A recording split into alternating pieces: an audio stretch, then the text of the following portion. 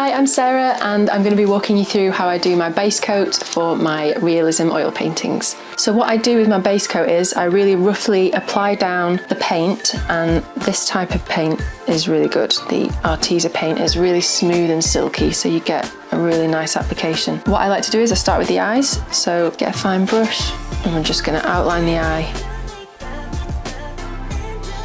So my realism oil paintings take 2 stages, and this is the first stage, and it's a darker base coat.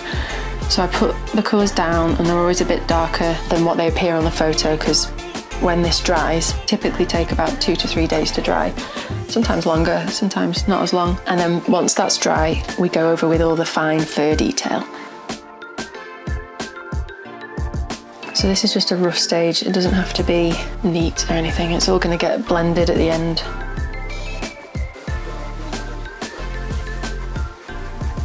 The Arteza paints are really smooth and silky, and you don't need to thin them down that much to get a nice application. Some old paints come out of the tube and they're quite dry and they need some loosening up.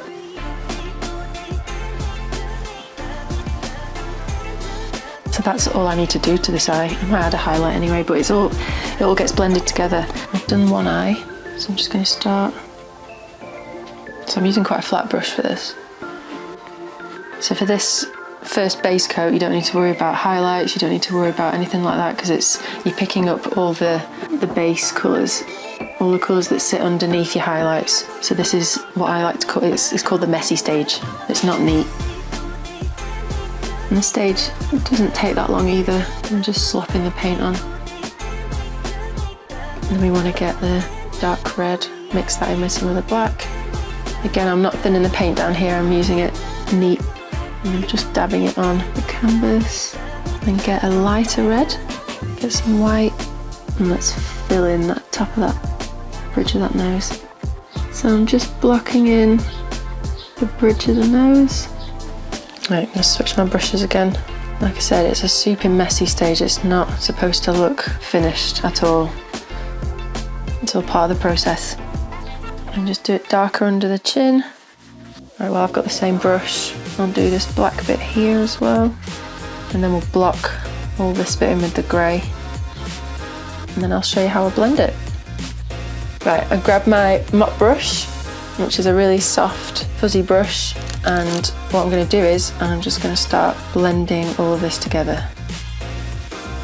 Any excess, wipe it off. And what this does is it just blends all the areas together, so you're not seeing any canvas underneath, because we don't want to be seeing canvas. So I blend it in the direction the fur's going. So when you start on your next coat, you've got kind of an idea of the fur as well. I'm just going to have a quick look, because there's sometimes little fine hairs that come off those brushes. So I'm just picking them off, putting them on my paper there. Right, let's do the background. So for the background, I'm going to do a bluey background, and I'm going to use a thicker brush. So what I tend to do with backgrounds is I'll look, you don't want to be putting a dark colour against a dark part of the animal, and you don't want to be putting something too light here, so it needs to think about that before you start. And you don't want to thin it down too much on a background either, because you want to completely cover the tooth of the canvas.